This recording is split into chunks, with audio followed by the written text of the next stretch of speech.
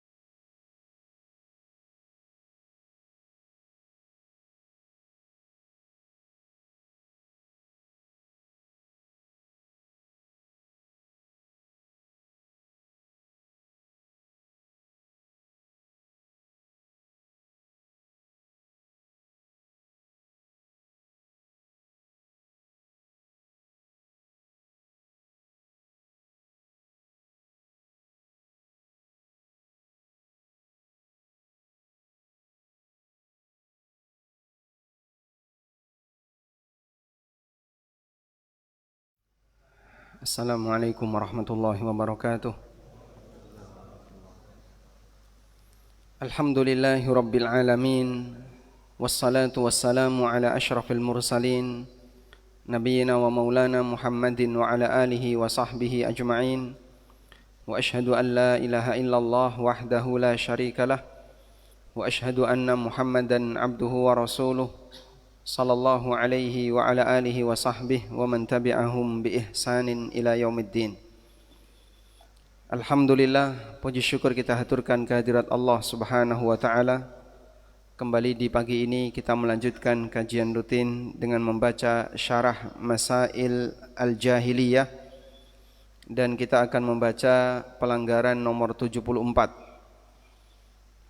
Sudah kita baca sebagian dan ada bagian yang belum kita baca, yaitu mengenai firman Allah Ta'ala, dzalika bi annahum qalu lan tamassana an-naru illa ayyaman ma'dudat. Akan kita baca terlebih dahulu. Nah, Bismillah, salatu wassalamu ala rasulillah wa ba'du. Dan makna firman Allah Ta'ala, dzalika bi annahum qalu lan tamassana an-naru illa ayyaman ma'dudat. Hal itu adalah karena mereka mengaku kami tidak akan disentuh oleh api neraka kecuali beberapa hari yang dapat dihitung. Yakni yang disebutkan yaitu berpaling dan menjauhkan diri yang terjadi dari mereka disebabkan oleh perkataan ini yang telah tertanam dalam keyakinan mereka, dan mereka remehkan serta tidak mereka pedulikan dengan melakukan maksiat dan dosa. Dan yang dimaksud dengan beberapa hari yang dapat dihitung adalah hari-hari di mana mereka menyembah patung anak sapi. Wa gharrahum fi dinihim ma kanu yaftarun. Mereka diperdayakan dalam agama mereka oleh apa yang selalu mereka ada-adakan, yakni mereka tertipu oleh kebohongan yang mereka buat-buat sendiri dan kedustaan mereka yang mereka karang-karang dari perkataan mereka sendiri. Lan tamassanan nar, kami tidak akan disentuh oleh api neraka, atau nahnu abna'ullahi wa ahibba'uh, kami adalah anak-anak Allah dan para kekasihnya, atau apa-apa yang mengandung hal itu seperti perbuatan mereka. Bapak moyang kami dari para nabi akan memberikan syafaat bagi kami, dan bahwasanya Allah telah berjanji kepada Nabi Yakub bahwa Allah tidak akan mengazab anak keturunannya kecuali hanya sebentar saja. Maka Allah Ta'ala membantah mereka dengan firman-Nya, fakaifa idza jama'nahum liyaumil la raiba fihi wa wufiyat kullu nafsim ma kasabat wa hum la yudlamun. Bagaimanakah nanti apabila mereka kami kumpulkan di hari kiamat yang tidak ada keraguan tentang adanya, dan disempurnakan kepada tiap-tiap diri balasan apa yang mereka usahakan, sedang mereka tidak dianiaya atau tidak dirugikan. Quran Surat Ali Imran ayat 25. nah, berkaitan dengan surat Al-Baqarah yang dicantumkan oleh penulis dzalika bi annahum qalu lan tamassana an-naru illa ayyaman ma'dudat.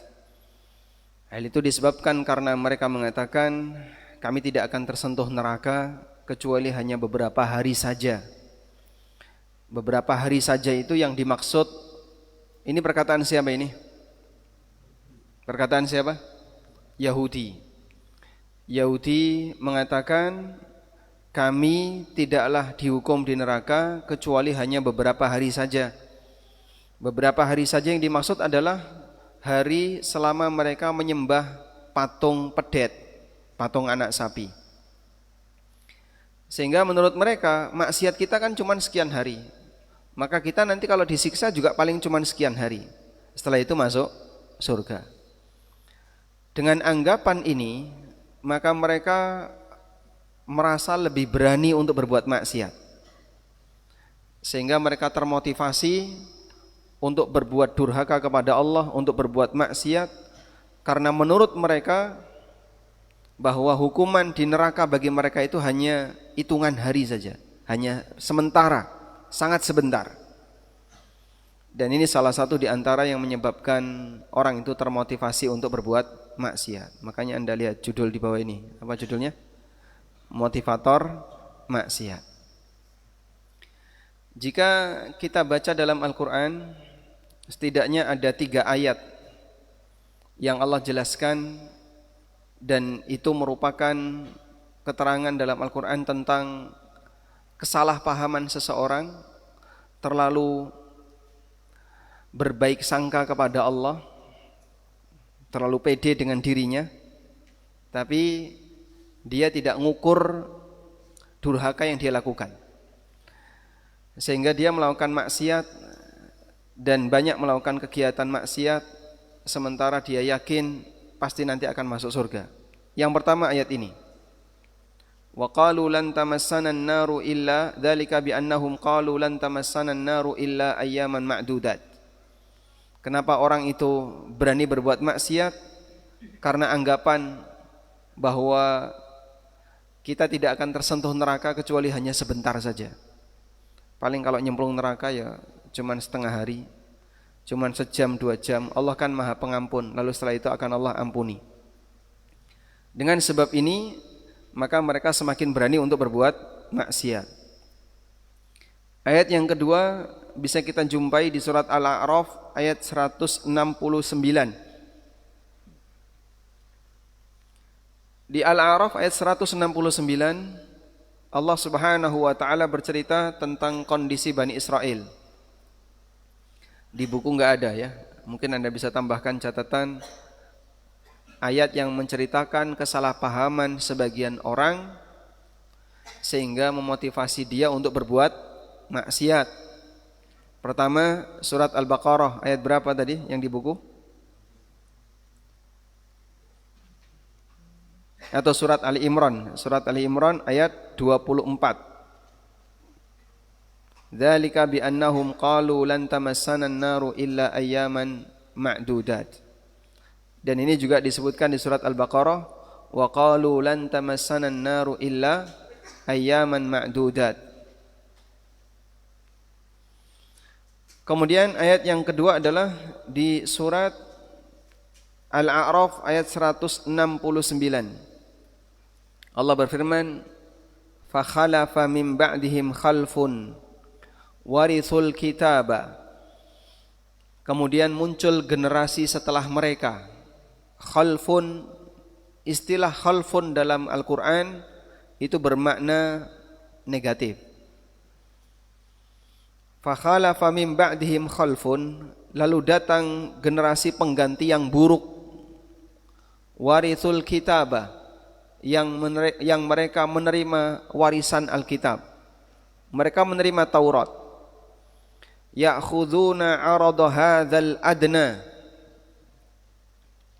Mereka mengambil bentuk suap dan balasan yang remeh, al-adna, balasan yang hina, dengan memberikan fatwa yang bertentangan dengan Alkitab, dengan Taurat. Sehingga beberapa tokoh Yahudi mereka menyampaikan fatwa, pesanan dari orang yang memesan fatwa, dan fatwa itu sudah disetting lalu dibayar. Dan itu sogok yang paling parah. Ketika orang dibayar untuk menerbitkan sebuah fatwa bertentangan dengan kebenaran yang dia pahami. Karena dia meninggalkan amanah yang terbesar, yaitu amanah menjaga agama. Orang punya ilmu, dia tahu kebenaran, dia punya amanah. Dan itu amanah tertinggi. Dia punya amanah, dia mendapatkan amanah untuk menyampaikan kebenaran tersebut. Tapi ada sebagian orang yang amanahnya ini disepelekan, kemudian dia menerima suap, menerima bayaran, karena sudah menyampaikan fatwa yang disukai oleh orang yang mesan fatwa. Dan ini pelanggaran besar, sehingga masuk dalam kategori suap yang paling tinggi tingkatannya, yang paling parah. Tapi apa komentar mereka? Wa yaqulun, mereka mengatakan sayughfaru lana, kita akan diampuni. Jadi dalam posisi dia ketika berbuat maksiat, dia yakin pasti akan diampuni, membuat orang itu semakin berani untuk berbuat maksiat. Wa ya'tihim aradum mithluhu ya'khudhu, setelah mereka bertobat, kita harus minta ampun kepada Allah karena kemarin menerima duit sementara kita bertugas untuk menyampaikan fatwa yang tidak sesuai dengan kebenaran. Kita menerima duit, kita mohon ampun kepada Allah. Ada tawaran berikutnya, tetap diambil. Padahal dia sudah ngomong, kita harus mohon ampun biar dosa kita diampuni. Wa iyatihim aradum mithluhu ya'khudhu. Kalau datang penawaran seperti itu lagi, mereka juga mengambilnya. Alam yu'khad alaihim mitsaqul kitab. Bukankah telah diambil dari mereka perjanjian Alkitab, alla yaqulu 'ala Allahi illal haqq wa darasu ma fihi, di mana mereka tidak boleh mengatakan atas nama Allah kecuali kebenaran dan mempelajari isi dari Alkitab. Wad darul akhiratu khairul lil ladzina yattaqun afala ta'qilun. Sementara negeri akhirat itu lebih baik bagi orang yang bertakwa. Afala ta'qilun, tidakkah mereka memikirkan akan hal itu? Dan ini memberikan gambaran bahwa terkadang duit itu bisa mengubah fatwa. Sehingga dalam keyakinannya ini haram, ini enggak boleh. Tapi ini sudah ada pesanan nih. Nanti kalau saya fatwakan seperti itu enggak jadi dibayar. Akhirnya dia buat fatwa yang berbeda dari apa yang dia ketahui. Dicari-cari celah. Kayaknya kalau masih seperti ini enggak apa-apa. Awalnya dibuat abu-abu, setelah itu dijadikan putih. Padahal aslinya hitam. Dan demikianlah dunia bisa mengubah fatwa. Kebenaran tidak akan berubah, tapi fatwa itu yang berubah. Sehingga orang terkadang memberikan fatwa tidak sesuai dengan kebenaran karena pertimbangan ini menguntungkan. Mungkin Bapak Ibu sudah pernah dapat cerita ini ya? Dapat ceritanya belum? Oh belum, saya belum cerita ya. Baik. Ini pernah diceritakan oleh Bapak Hashim Muzadi rahimahullah. Dalam stadium general pembukaan program doktoral UIN Suka Sunan Kalijaga. Yang cerita bukan, saya tidak mendengar langsung, tapi ada orang yang ikut kegiatan itu dan beliau menyampaikan. Kemudian Pak Hashim, Kiai Haji Hashim Muzadi menyampaikan bahwa dunia terkadang membuat orang itu bergeser komitmen agamanya. Sehingga dia menyampaikan sesuatu tidak sesuai dengan apa yang dia ilmui. Lalu beliau ngasih contoh. Kejadiannya ada di salah satu pimpinan cabang sebuah ormas yang ada di Jawa Timur.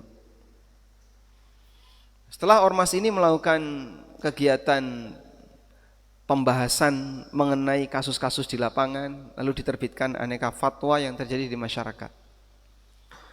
Di antaranya adalah kasus rokok, bahwa majelis memutuskan rokok hukumnya haram. Ya? Lalu ada yang berkomentar, kita kalau sampai berani menerbitkan fatwa ini, maka gedung ini tidak akan berdiri. Terus gimana? Kita harus meninjau ulang keputusan ini. Baik, sidang kali ini ditutup, mengenai keputusan ini akan ditinjau ulang. Ya? Karena gedung ini berdiri atas donasi dari pabrik rokok A. Maka kalau sampai difatwakan rokok itu haram, ini bisa berbahaya. Akhirnya setelah dilakukan tinjau ulang, kemudian hasil keputusan yang kedua, bahwa majelis tetap memutuskan rokok hukumnya haram kecuali rokok A. Masya Allah. Wallahu a'lam. Dan ini berbahaya ya, kalau sampai orang mengubah fatwa hanya karena pertimbangan apa? Keuntungan dunia. Maka Allah kasih peringatan dalam Al-Quran. La yastawil khabithu wat tayyib walau a'jabaka kathratul khabith. Gak sama antara yang haram dengan yang halal, walaupun jumlah yang haram lebih menguntungkan. Sehingga kalau ada orang yang punya prinsip, ini kalau dilarang berbahaya bagi kondisi ekonomi masyarakat, pertimbangan keuntungan itu pertimbangan paling rendah. Pertimbangan ini menguntungkan secara ekonomi itu pertimbangan paling rendah. Karena ada pertimbangan-pertimbangan yang lebih tinggi.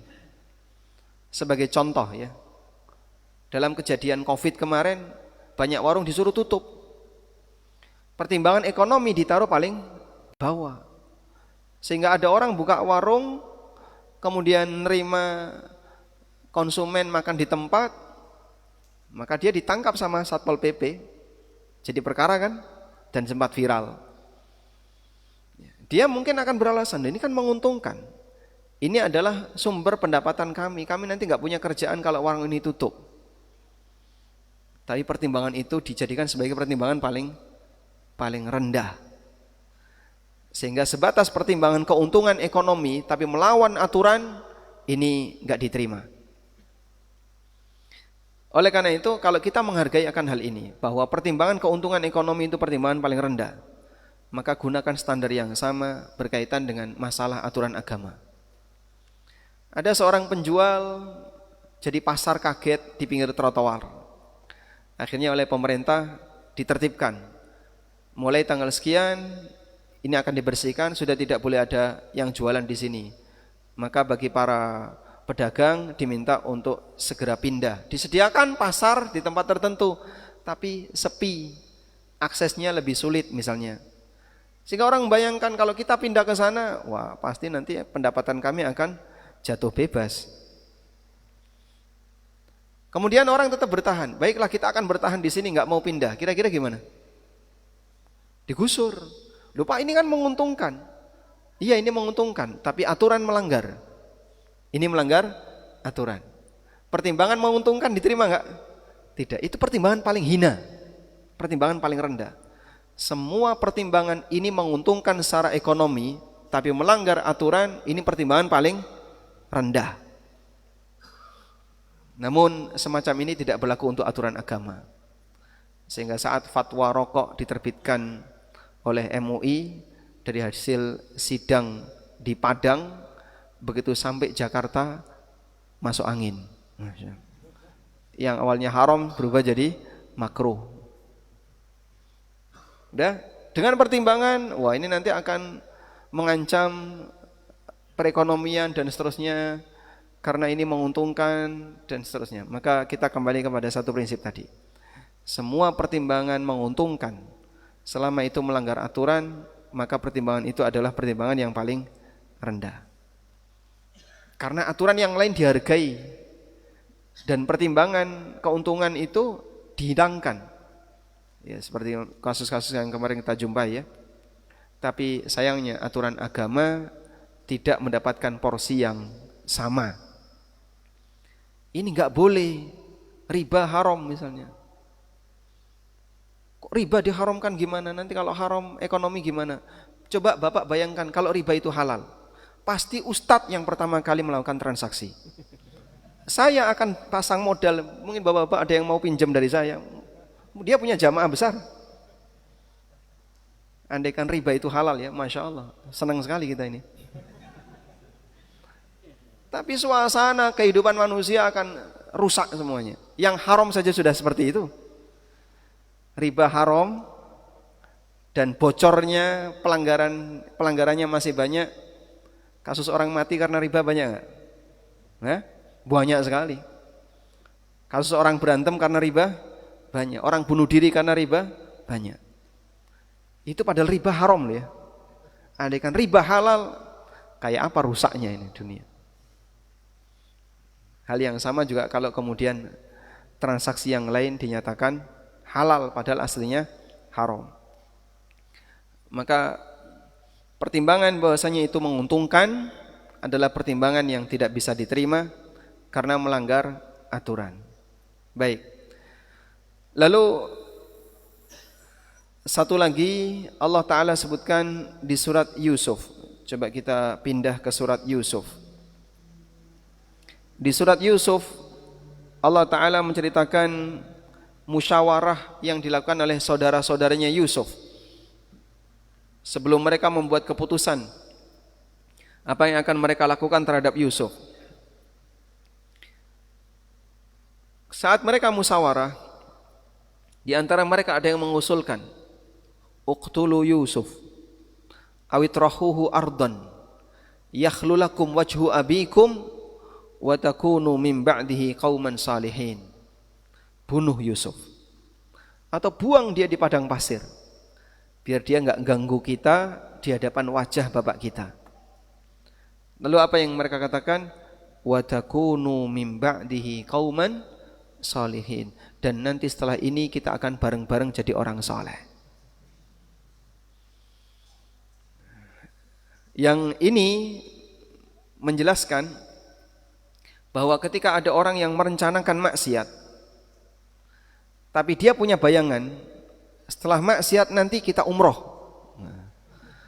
insya Allah pulang sudah diampuni semua dosanya, itu akan membuat orang semakin berani untuk berbuat maksiat. Anggapan seperti itu akan membuat orang semakin berani untuk berbuat maksiat. Baik, jadi sekarang bisa kita tuliskan motivator maksiat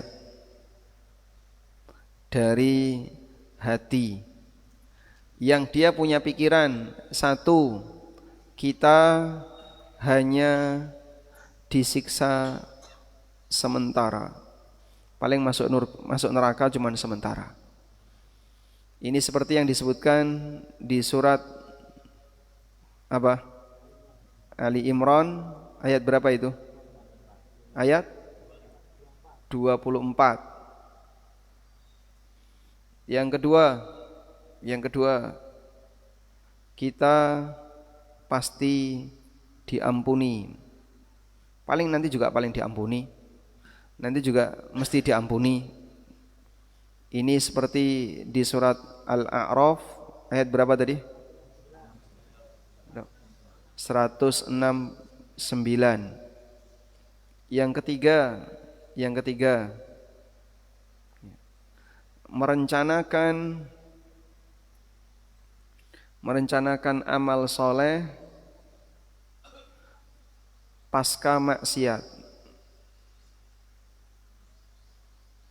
Merencanakan amal soleh pasca maksiat.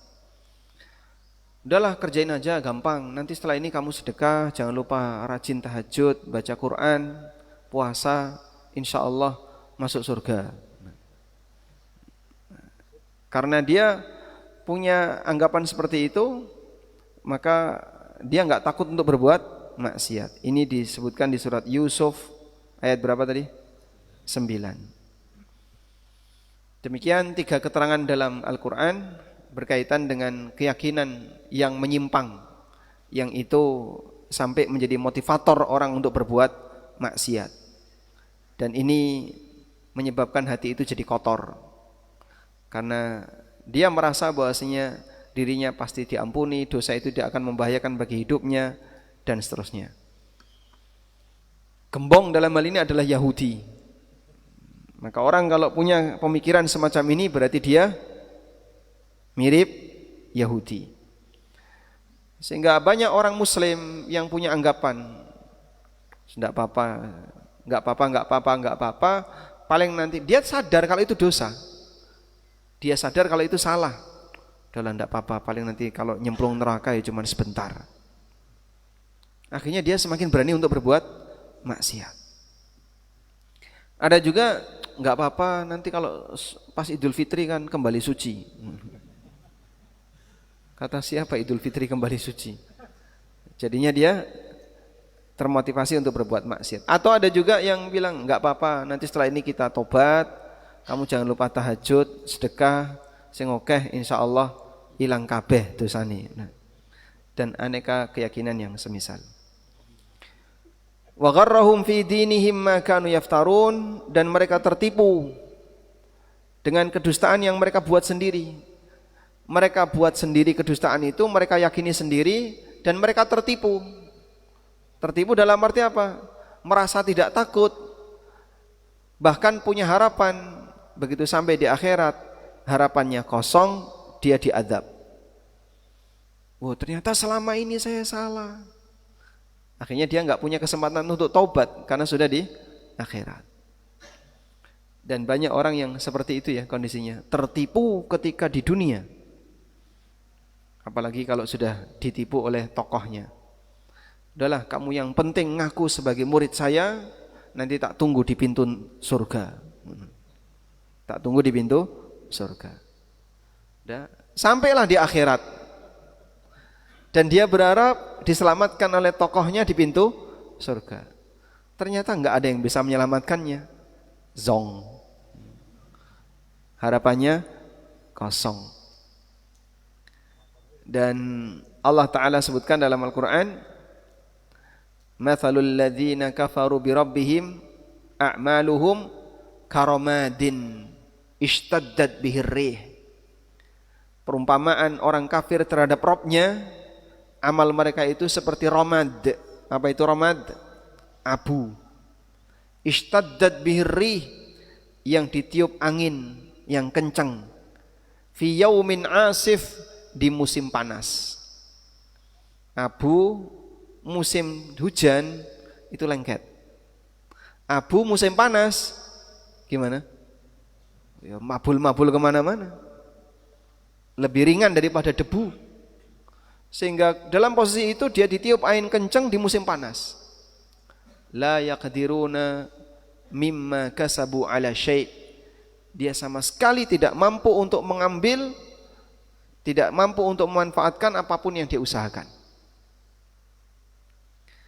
Di ayat yang lain Allah berikan perumpamaan, a'maluhum kasarabim biqi'ah.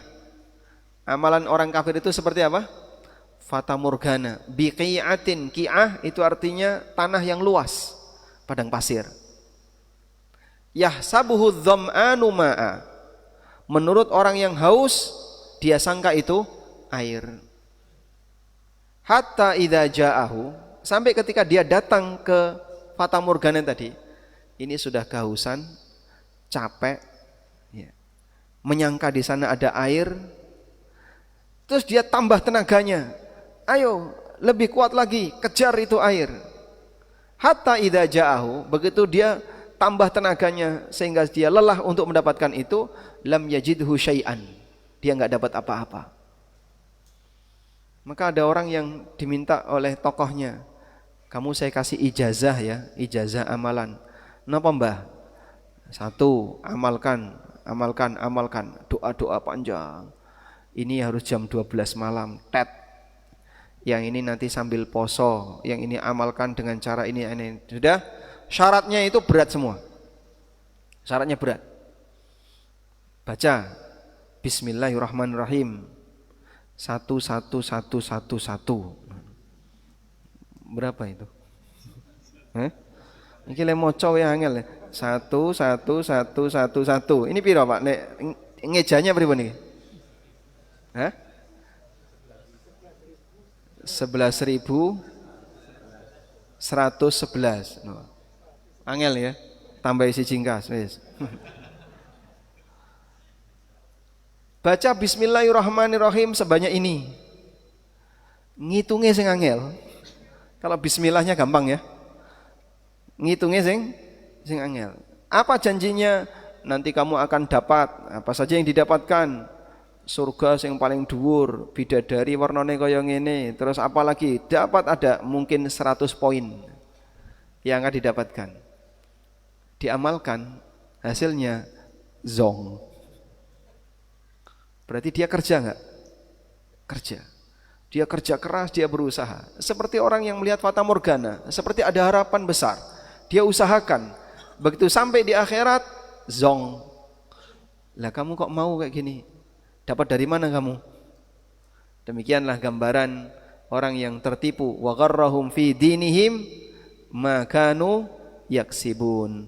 Mereka tertipu dengan keyakinan agama mereka disebabkan karena perbuatan yang mereka kerjakan.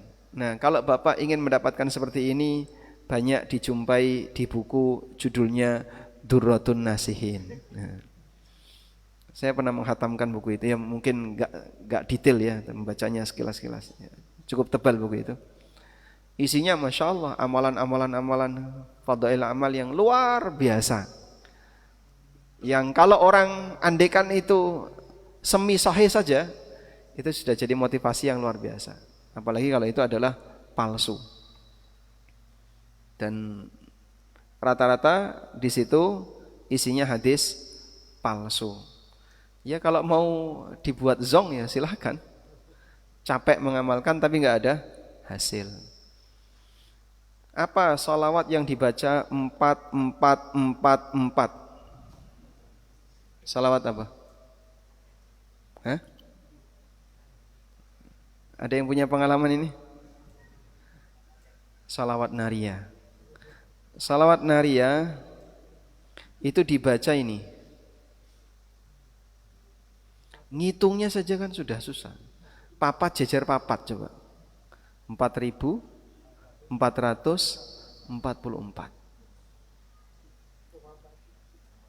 Baca selama ini atau sebanyak ini kira-kira butuh waktu berapa lama? Ya? Sekali nafas Pak Ustaz. Masya Allah. Ada juga yang bilang baca ya Latif 1000 kali, 1000 kali, sekali nafas. Dia praktekkan, tarik nafas dalam-dalam, ya Latif, ya Latif, ya Latif, ya Latif.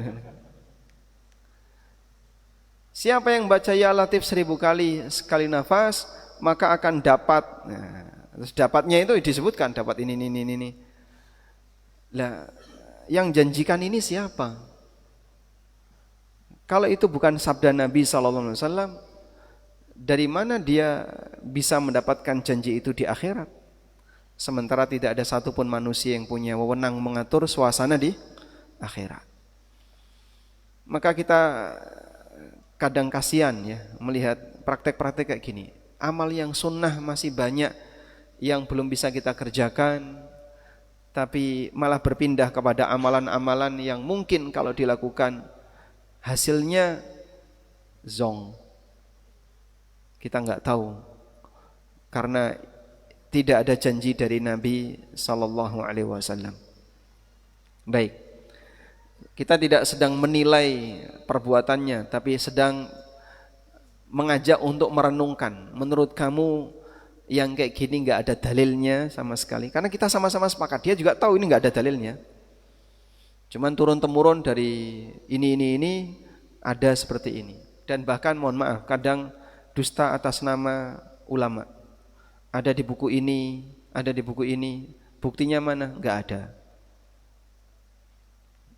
Enggak malu kadang dia nyebut An-Nawawi Al-Bantani misalnya. Karena orang awam kan enggak ngerti. Mereka apa bisa, coba Bapak carikan buku judulnya ini gitu. Di mana Pak goleknya? Ning Pasang Beringharjo ya ora ono.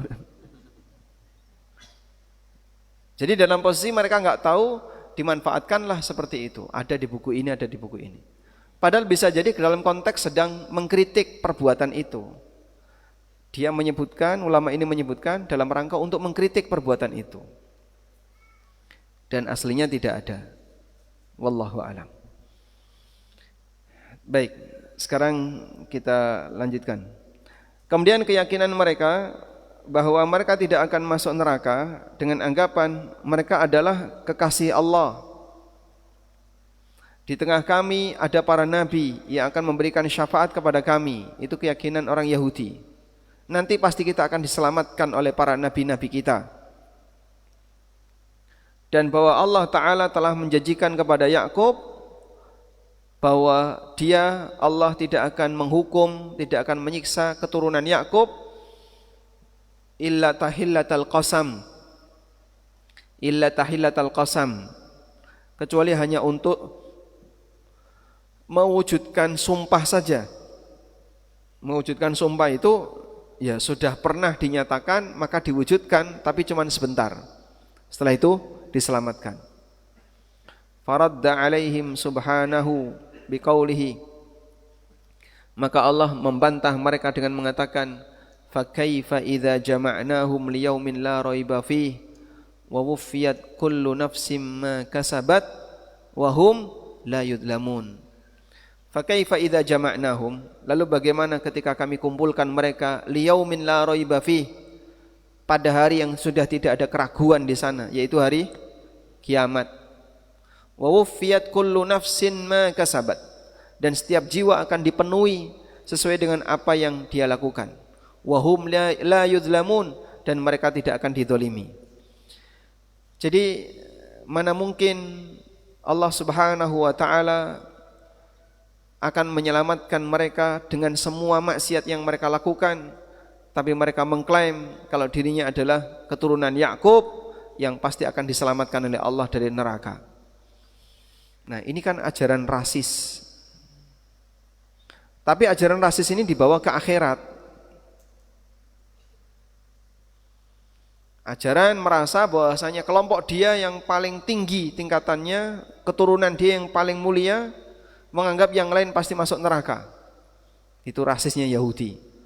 Nah, yang rasis kayak gini dibawa ke akhirat. Maka Quran membantah banyak kali ya model rasis-rasis seperti ini. Karena yang namanya kedekatan dengan Allah itu bukan berdasarkan ras, tapi berdasarkan apa? Takwa.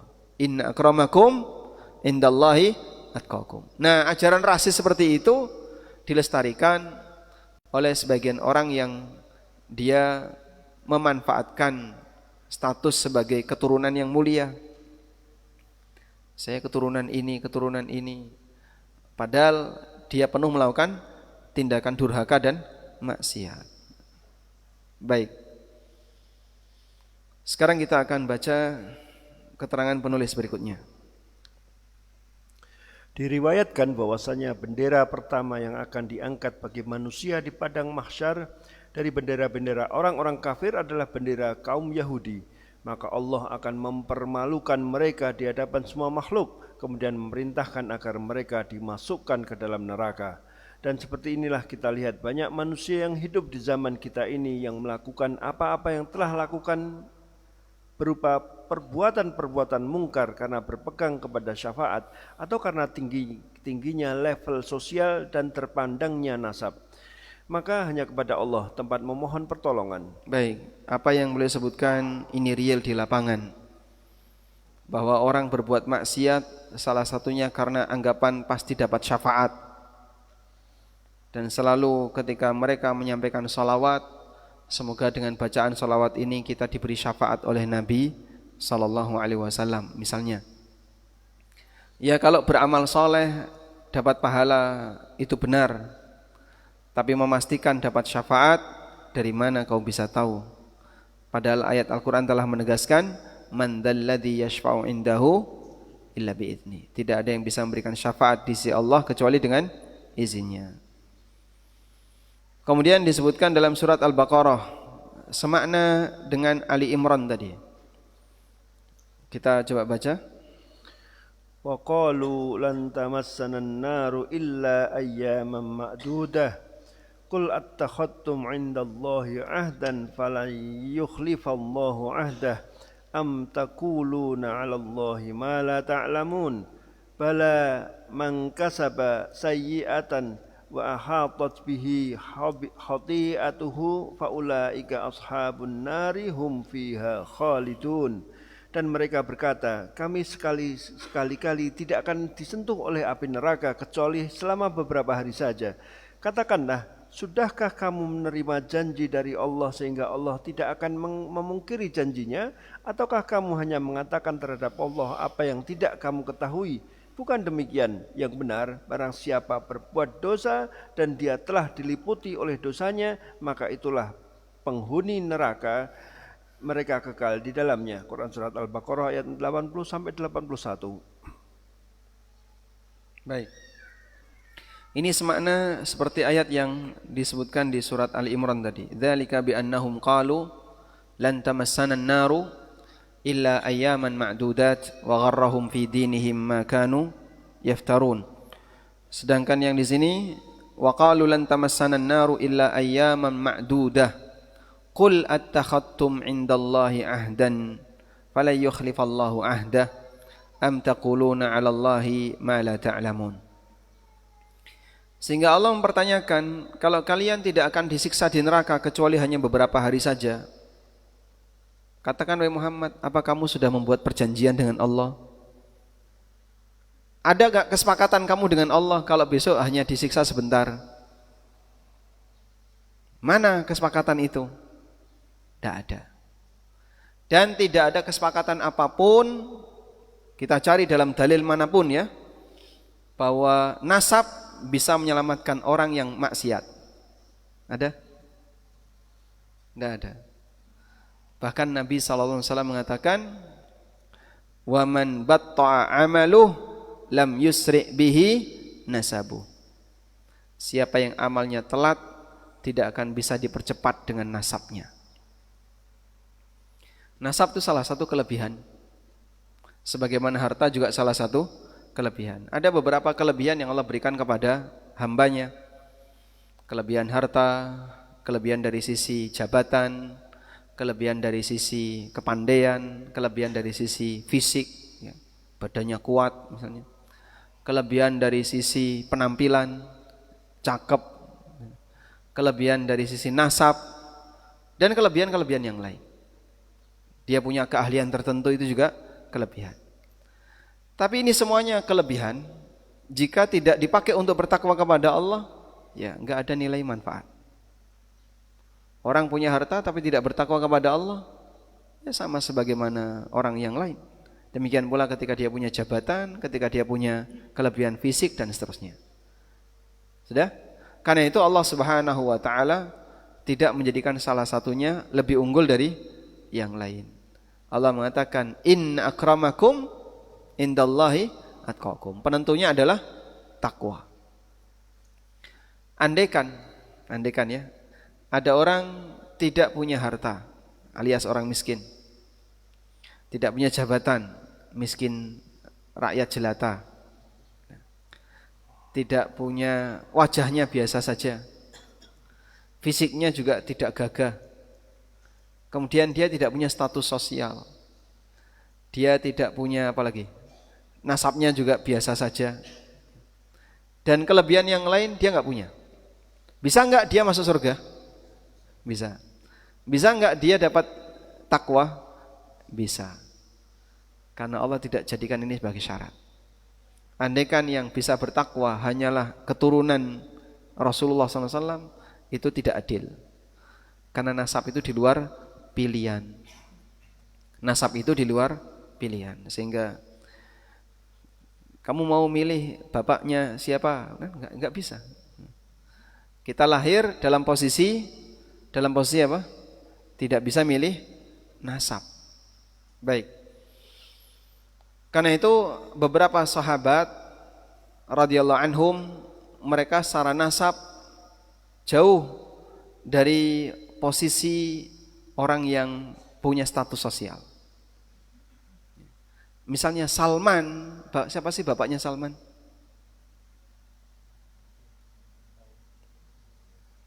Oh, bapaknya Salman. Abu Salman di sini ada.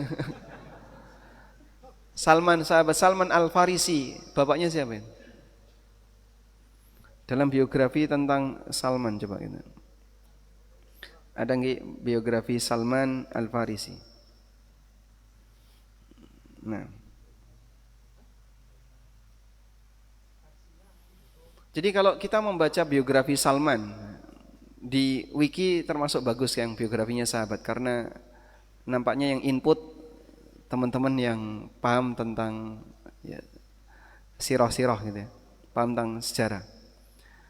Salman Al-Farisi, Salman Al-Muhammadi, dan Nabi SAW menyebutnya Salman Al-Khair. Salman Al-Khair. Kalau beliau ditanya, kamu itu putra siapa? Ana ibnu Islam. Ana ibnu Islam. Saya itu anak Islam. Saya kaum muslimin. Itu saja jawaban Salman. Makanya nama bapaknya itu tidak kita ketahui. Dan Nabi SAW menyebutnya Salman Al-Khair. Salman orang yang baik. Dan disebut Salman Al-Muhammadi. Salman pengikutnya Muhammad sallallahu alaihi wasallam. Sehingga dalam posisi ini sahabat Salman Al-Farisi tidak ada keterangan mengenai siapa sih nama bapaknya. Ya. Coba ini saya bukakan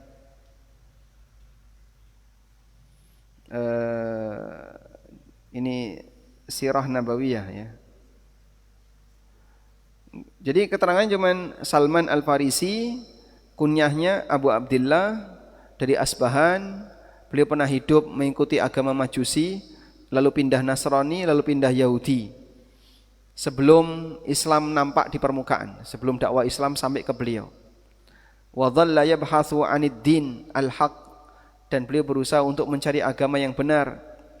Ila an hadahullah ilaihi fa aslama radhiyallahu anhu. Hingga kemudian Allah berikan hidayah kepada beliau, lalu beliau masuk Islam. Dan beliau datang kepada Nabi SAW untuk menyatakan diri masuk Islam dan melihat bukti-bukti kalau Nabi Muhammad SAW adalah Nabi yang terakhir. Baik, ada nama bapaknya? Enggak ada. Enggak ada nama bapaknya. Artinya kenapa kok dirahasiakan? Nyebut orang Persia yang beragama Majusi bagi Salman itu enggak penting. Dah lupakan saja bapak saya. Karena bapaknya kafir, beragama Majusi, dan Salman lebih bangga, ana ibnu Islam. Aku putra Islam. Saya adalah putra Islam, artinya bagian dari kaum muslimin. Baik.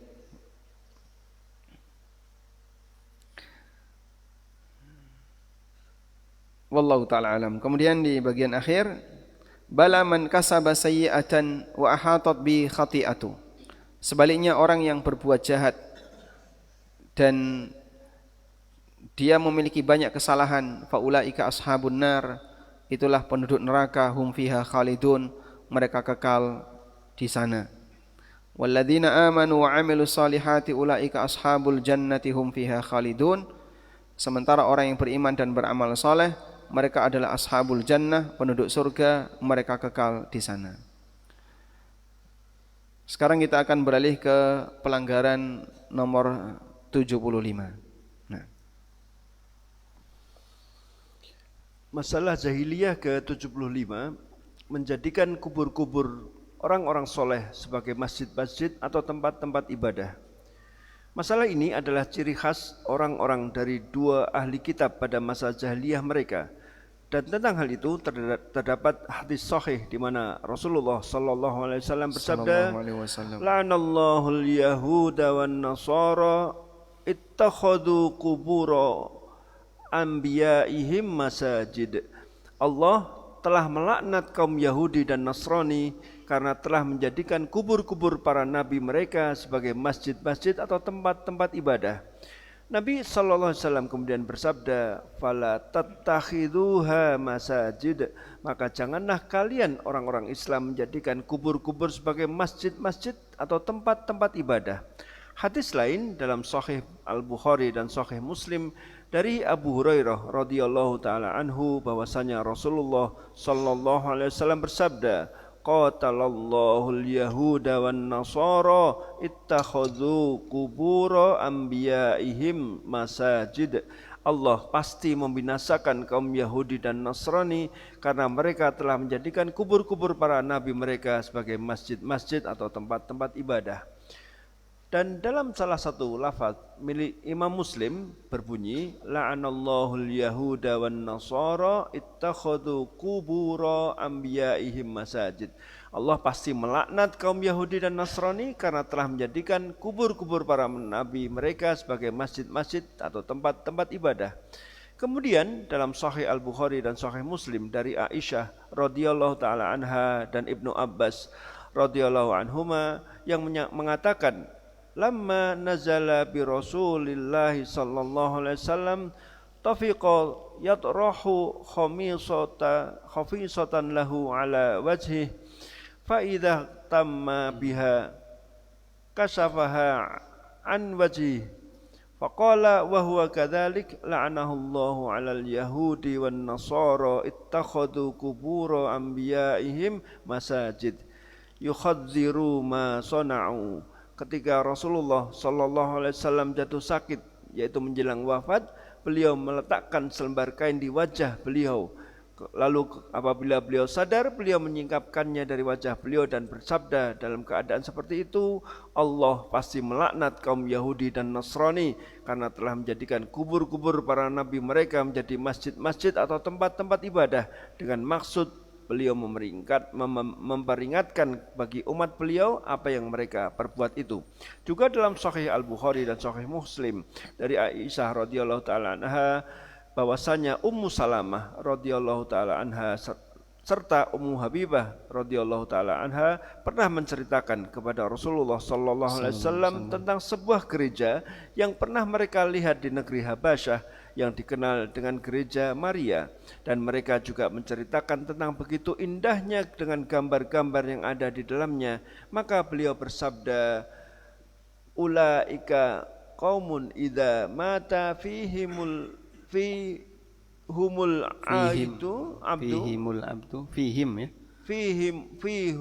abdu as-salih au ar-rajulu as-salih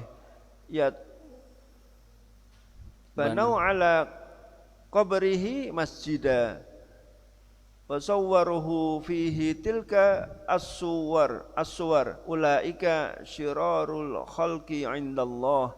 Mereka itu adalah kaum yang apabila ada di tengah mereka seorang hamba yang saleh atau laki-laki saleh meninggal dunia, mereka membangun masjid di atas kuburnya dan membuat gambar tersebut padanya. Mereka itu adalah makhluk yang paling jahat di sisi Allah.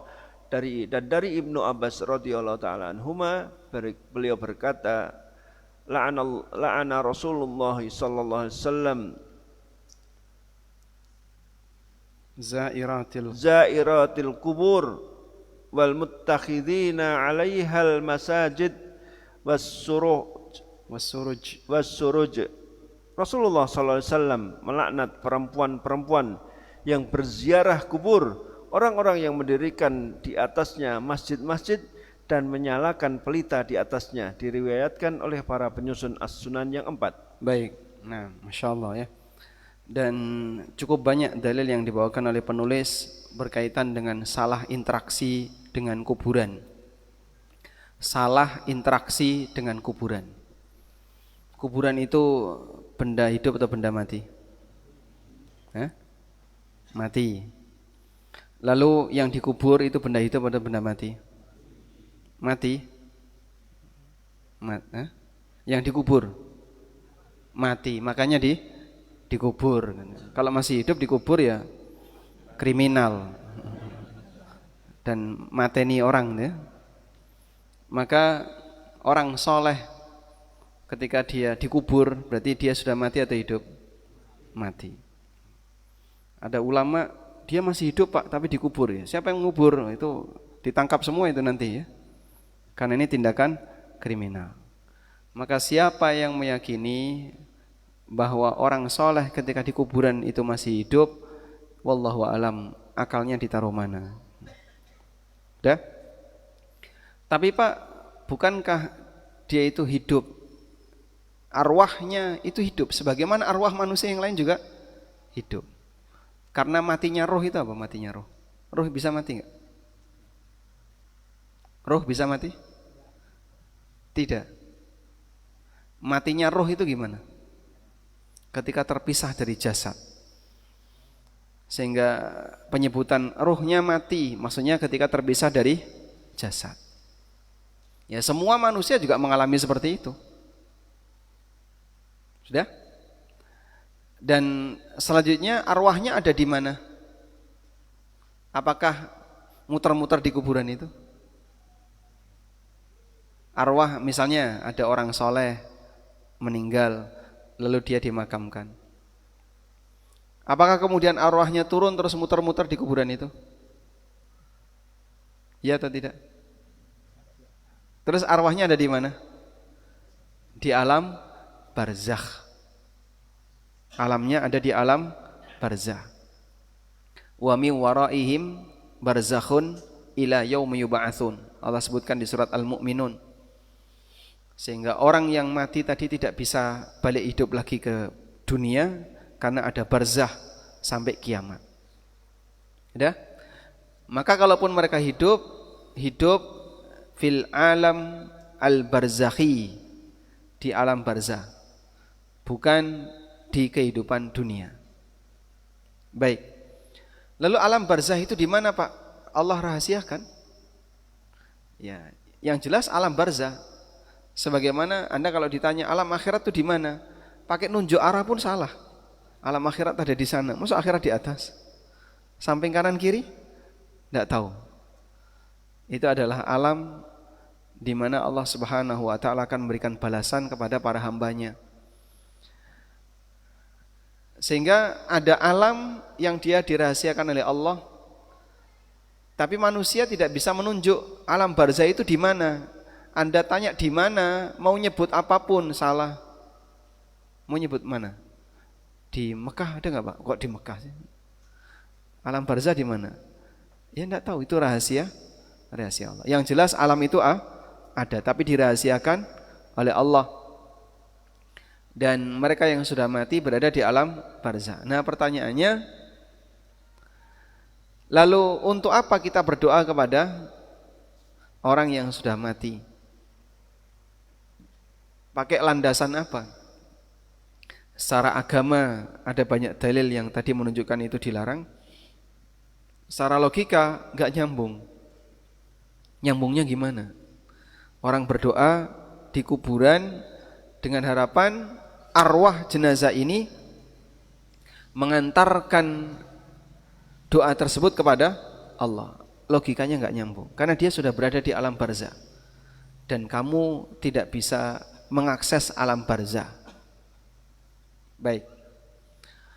Kalau mereka yang berada di alam barzakh itu mendapatkan nikmat atau dapat siksa, itu betul. Ada yang diberi nikmat di alam barzakh dan ada yang disiksa di alam barzakh.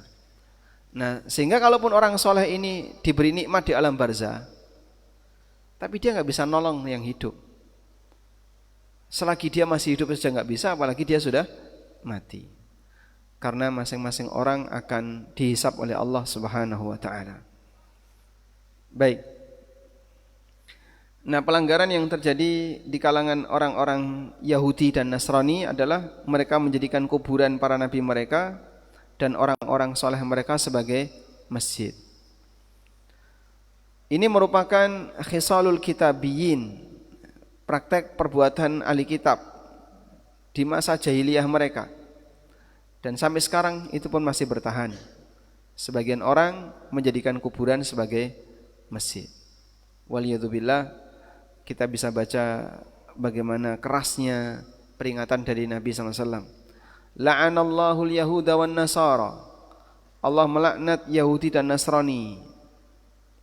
Kalimat la'ana ini bisa maknanya doa, bisa maknanya berita. Kalau maknanya doa, berarti kita terjemahkan semoga Allah melaknat. Kalau maknanya berita, kita terjemahkan Allah telah melaknat. Dan dua-duanya benar. Kalaupun itu doa Nabi SAW mustajab. Kalaupun itu berita, berarti itu kejadian yang sudah ada. Dan dua-duanya benar. Dalam hadis riwayat Bukhari Muslim dari Abu Hurairah radhiyallahu anhu, Rasulullah sallallahu alaihi wasallam bersabda, "Qatalallahu al-yahuda wan nasara." Semoga Allah membinasakan Yahudi dan Nasrani. Jadi doa atau berita bisa dua-duanya. Bisa dimaknai doa, bisa dimaknai berita. Wallahu alam. Baik, detailnya dan rincinya insyaallah akan kita bahas di pertemuan berikutnya. Dengan kita kembali akan mengambil tema pelanggaran dalam berinteraksi dengan kuburan. Wassallallahu ala nabiyyina Muhammadin wa ala alihi wa sahbihi wasallam. Jazakallahu khairan Ustaz atas kajian di pagi hari ini. Ada pertanyaan, Ustaz, apakah sahih hadis yang meriwayatkan bahwa Abu Lahab diberi keringanan azab oleh Allah karena gembira dengan kelahiran Nabi SAW, yaitu dengan membebaskan budaknya? Apakah ini bisa dijadikan hujah bahwa orang kafir oleh sebab-sebab tertentu bisa diringankan azab? Dan apakah ini juga menjadi dalil bahwa diperbolehkan untuk bergembira atas kelahiran Nabi SAW dengan merayakannya menjadi maulid? Apakah sahih bahwasanya Abu Lahab itu hukumannya diringankan oleh Allah karena dia telah membebaskan budaknya? Siapa budak ini bebaskan Abu Lahab? Suwaibah. Dan ulama beda pendapat apakah Suwaibah ini masuk Islam ataukah tidak. Tapi Suwaibah ketemu Rasulullah SAW pasca jadi Nabi. Suwaibah juga menyusui Nabi SAW. Abu Lahab bergembira dengan kelahiran Nabi SAW. Ini riwayat yang benar. Nah, selanjutnya apakah betul Abu Lahab diberi keringanan azabnya karena membebaskan Suwaibah dan bergembira dengan lahirnya Nabi SAW? Itu disebutkan dalam hadis riwayat Bukhari. Tapi bentuknya mimpi. Coba kita bacakannya. Nah, dalam Sahih Bukhari ada keterangan yang disampaikan oleh Urwah bin Zubair. Urwah bin Zubair itu siapa? Cucunya Abu Bakar. Dari putri beliau bernama Asma. Sehingga statusnya adalah khabar mursal. Mursal itu artinya perkataan tabi'in. Urwah mengatakan, annahu lamma mata Abu Lahab, ketika Abu Lahab itu mati, urihi ba'du ahlihi, sebagian keluarganya Abu Lahab itu diberi mimpi,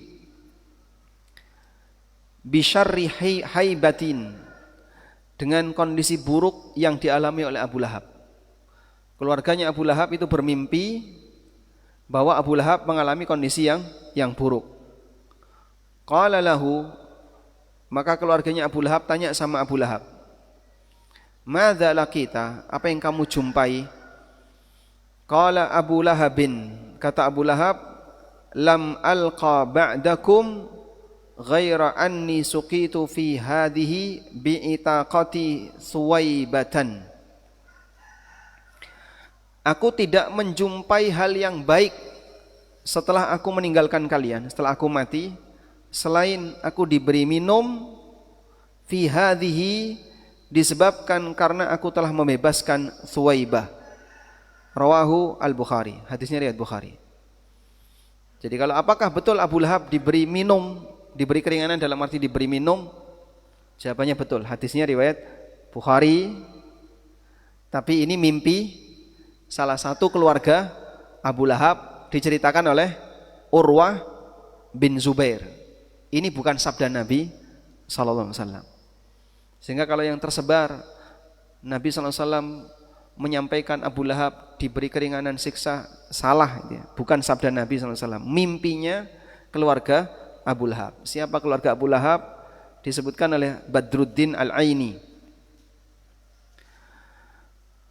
Dalam Umdatul Qari, Al-Aini menyebutkan, wa qad dzakara As-Suhaili, disebutkan oleh As-Suhaili bahwasanya Abbas radhiyallahu anhu pernah berkata, lamma mata Abu Lahabin ra'aituhu fi manami ba'da haulin fi syarri halin. Setelah Abu Lahab mati, aku bermimpi setahun pasca meninggalnya Abu Lahab, ba'da haulin, setahun pasca meninggalnya Abu Lahab, fi syarri halin, dia dalam kondisi buruk. Faqala, maka Abu Lahab mengatakan, ma laqitu ba'dakum rahatan, aku tidak menjumpai kondisi nyaman setelah aku meninggal, illa annal adzaba yukhaffafu anni kulla yaumi itsnain, hanya saja azab itu diringankan bagiku setiap hari Senin.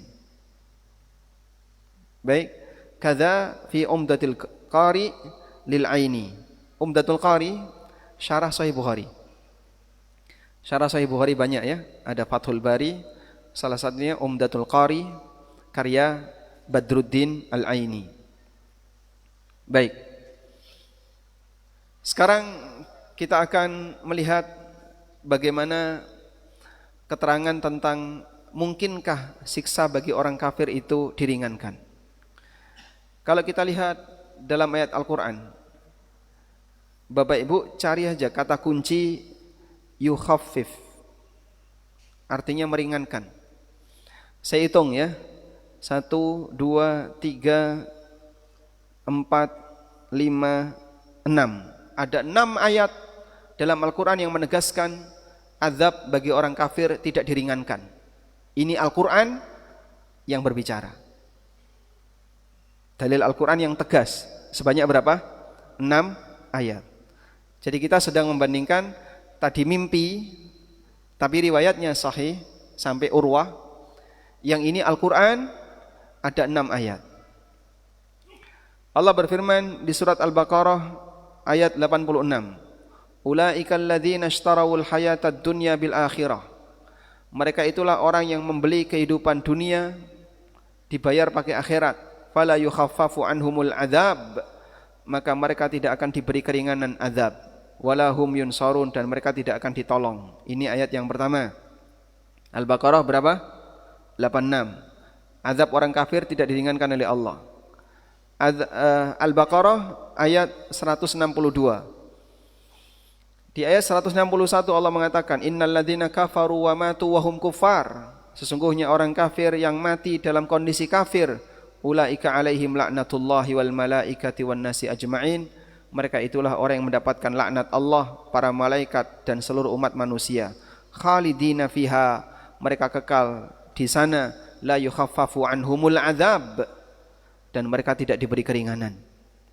Walahum yundorun, dan mereka tidak diberi waktu tunda.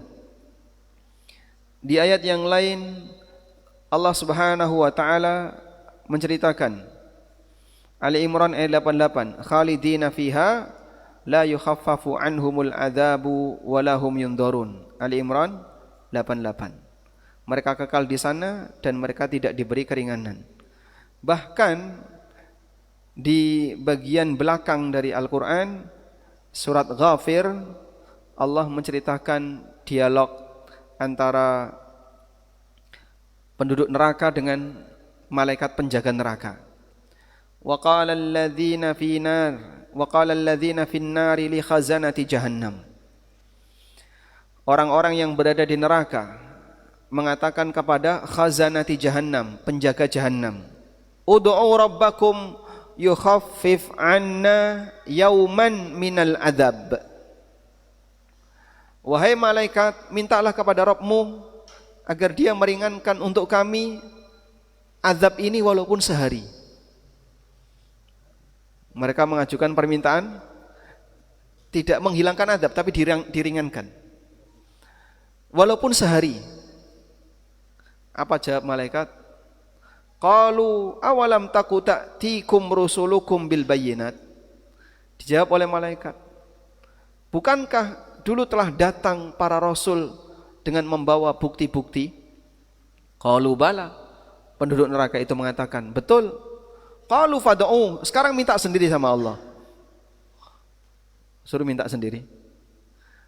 Mereka enggak berani untuk minta langsung, maka mereka minta lewat siapa? Malaikat penjaga neraka. Ud'u rabbakum, mintalah kepada Rabb kalian, mintalah kepada Allah, yukhaffif 'anna yauman minal adzab, untuk meringankan azab bagi kami walaupun hanya sehari. Mintanya enggak berlebihan, Pak. Cuman meringankan sehari, tidak selamanya. Tapi ketika malaikat dimintai seperti itu, kamu minta sendiri. Wa ma du'aul kafirina illa fi dhalal. Dan doanya orang kafir adalah doa yang tidak akan terkabul. Illa fi dhalal, dalam kesesatan, artinya tidak mungkin terkabul. Nah, semua ayat ini menunjukkan bahasanya azab bagi orang kafir diringankan atau tidak? Tidak. Lalu bagaimana memahami hadis yang tadi disebutkan? Ada beberapa pendekatan yang disampaikan oleh para ulama. Wallahu alam, jika mimpi itu dianggap benar dalam arti bisa disandingkan dengan dalil yang lain, maka itu kekhususan bagi Rasulullah SAW dan diberikan kepada paman beliau Abu Thalib dan Abu Lahab. Abu Thalib hukumannya diringankan atas permintaan Nabi SAW, dan Abu Lahab dia dikasih kesempatan itu karena membebaskan Thuwaibah, dan kegembiraannya. Tapi dalam teks tadi tidak menyebutkan kegembiraan, cuman membebaskan Thuwaibah.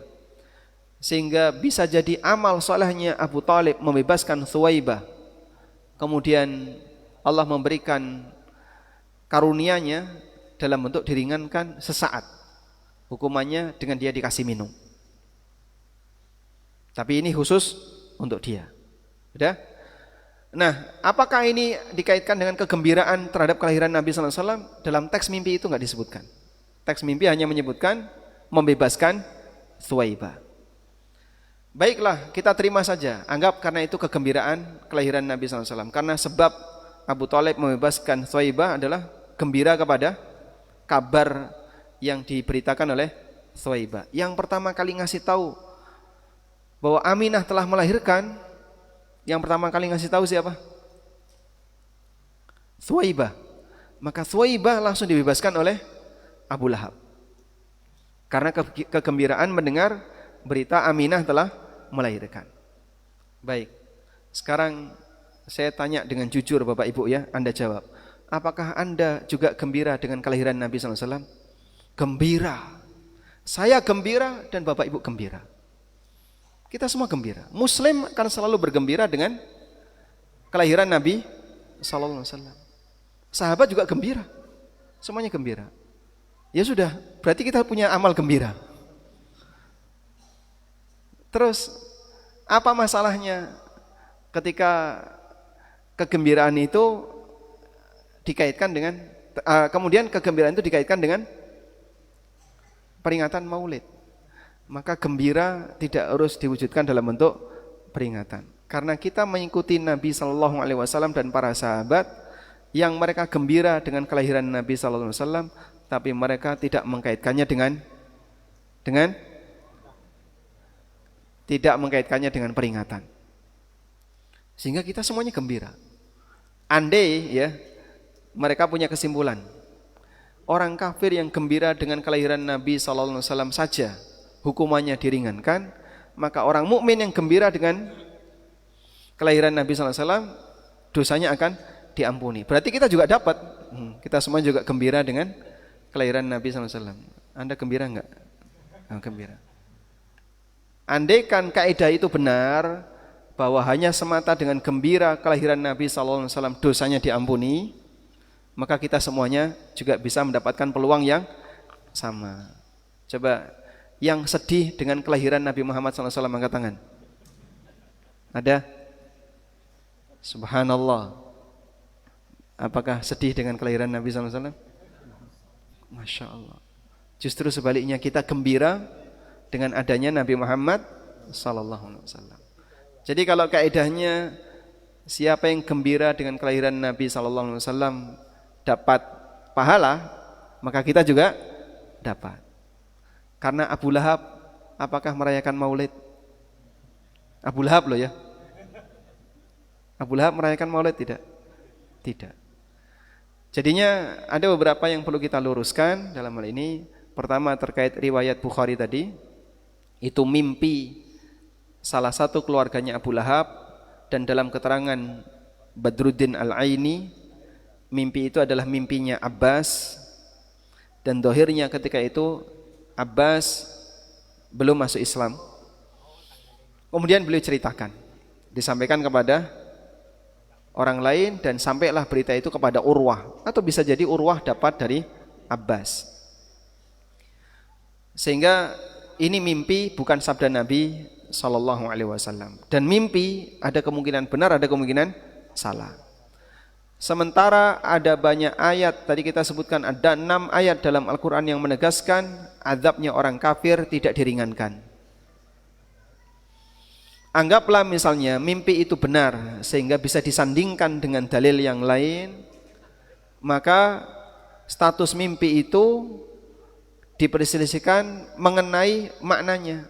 Apakah bisa amal soleh orang kafir bermanfaat bagi dia sehingga dia azabnya diringankan? Ulama beda pendapat, dan kesimpulannya kalaupun bisa, itu hanya khusus yang disebutkan dalam dalil, seperti Abu Thalib atau Abu Lahab.